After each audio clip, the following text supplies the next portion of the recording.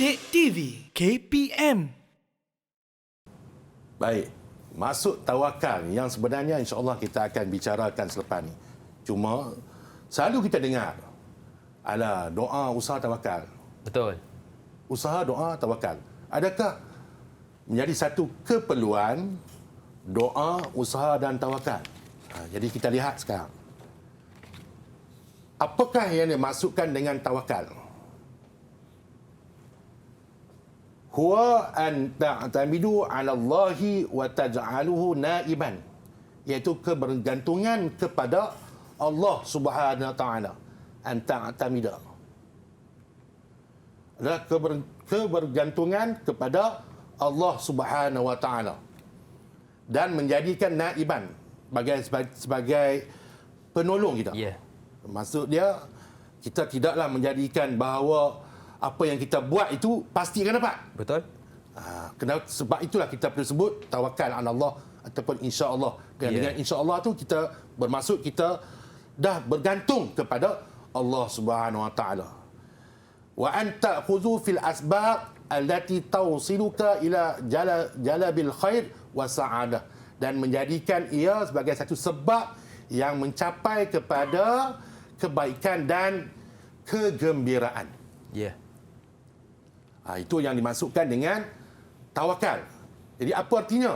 Bahawa kita kena bergantung harap kepada Allah Subhanahu wa taala.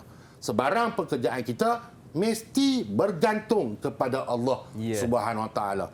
Jangan kita jadi orang yang bila kita sebut kita ada usaha, pasti berjaya. Usaha pasti berjaya. Itu bukan satu konsep yang baik dan yang boleh diamalkan, yang boleh difahami dalam agama Islam. Kita kena usaha, kita mesti buat, kita dah usaha dah. Kita yakin bahawa Allah Ta'ala akan memberikan kepada kita. Dan bergantung harap kepada Allah Subhanahu Wa Taala. Atau dalam erti kata yang lain, berserah kepada Allah Subhanahu Wa Taala. Apa yang kita usaha, tak semestinya kita dapat. Dan menjadikan ia satu sebab kepada kegembiraan dan kebaikan. Betul. Apa kaitannya? Okey, baik. Seperti mana yang Ustaz sebut tadi, sebarang pekerjaan kita bergantung harap kepada Allah Subhanahu Wa Taala. Meletakkan bahawa apa yang kita buat hanya akan dimakbulkan atau diizinkan hanya oleh Allah Subhanahu Wa Taala.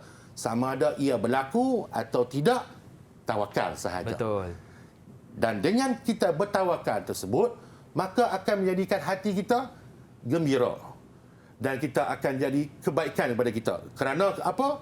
Kerana hati juga. Betul. Hati kita akan jadi orang yang redha dengan apa yang diberikan keputusannya. Sama ada dimakbulkan atau tidak dimakbulkan, atau ada tertangguh dimakbulkan, itu kita akan redha dan kita akan terima bahawa itu adalah ketentuan daripada Allah Subhanahu Wa Taala. Bergantung harap hanya kepada Allah Subhanahu Wa Taala. Kita lihat kepentingannya. Kita lihat kepentingan sifat tawakal itu. Ahamiyatu. Inna tawakkula 'ala Allahi la yatajazza'u 'anil Islam. Sesungguhnya tawakal itu adalah sebahagian daripada Islam. Dan nombor 2, innal mu'minin as-sadiqin humul lazi minal mutawakkilin wa yusallimuna al-umur ila Allah. Sesungguhnya orang-orang yang beriman, yang benar-benar beriman, mereka adalah orang yang bertawakal. Ya. Jadi orang yang beriman, mereka adalah orang yang bertawakal kepada Allah dan menyerahkan, wa yusallimuna, dan menyerahkan setiap perkara. Setiap perkara itu kepada Allah Subhanahu Wa Taala. Ya. Ustaz ulang balik yang pertama tadi. Sesungguhnya tawakal ini bukanlah sebahagian, tapi dia adalah perkara yang memang terkandung di dalam Islam itu sendiri. Betul. Ya. Dan yang kedua ni, kita serah kepada Allah Subhanahu Wa Taala tentang setiap perkara yang berkaitan dengan diri kita. Kita usaha, Betul. kita sudah usaha. Apa natijahnya? Apa keputusannya? Tawakal kepada Allah. Ya. Dan untuk mendapatkan kebaikan daripada kebergantungan kita kepada Allah Ta'ala itulah yang perlu kita buat. Apa dia? Doa kepada Betul. Allah Subhanahu Wa Ta'ala. Selagi belum dimakbulkan, bermakna kita masih berpeluang untuk mendapatkan apa yang kita usahakan. Ya. Jadi, apa yang perlu kita buat ialah berdoa kepada Allah Ta'ala. Sebab itulah usaha, doa dan tawakal perlu berjalan seiring dalam kehidupan kita sebagai seorang Islam. Jangan usaha saja, tawakal.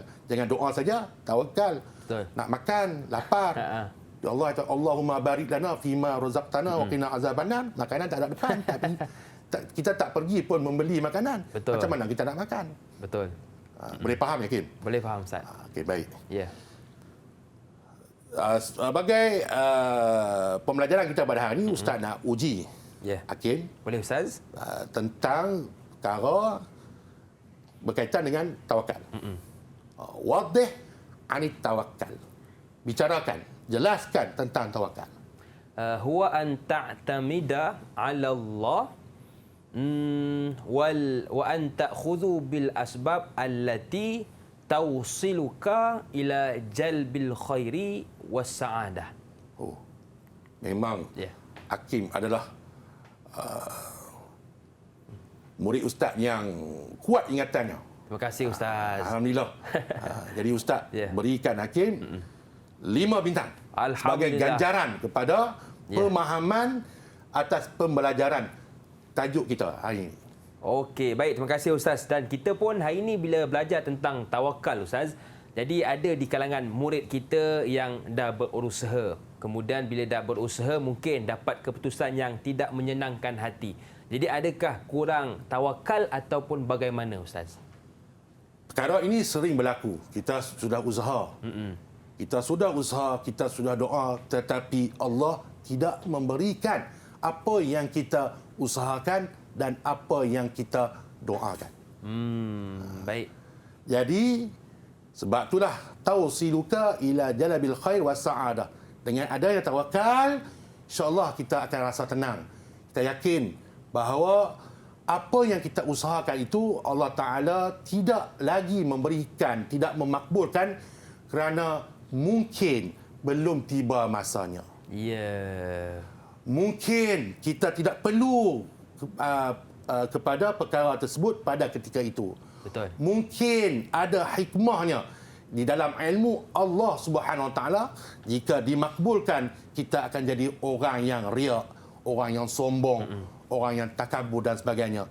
Dan yakin bahawa insya-Allah Allah Taala akan berikan juga kepada hamba-Nya atas usaha, doa dan tawakal pada masa yang paling sesuai. Ya, betul. Yang mana hatinya, mungkin imannya, mungkin nafsunya, mungkin sudah bersedia untuk menerima apa yang dia telah doakan itu. Ya, Jadi baik. semua perkara yang berlaku dalam kehidupan kita ada hikmah yang telah disusun atas ilmu Allah Subhanahu Wa Taala. Didik TV KPM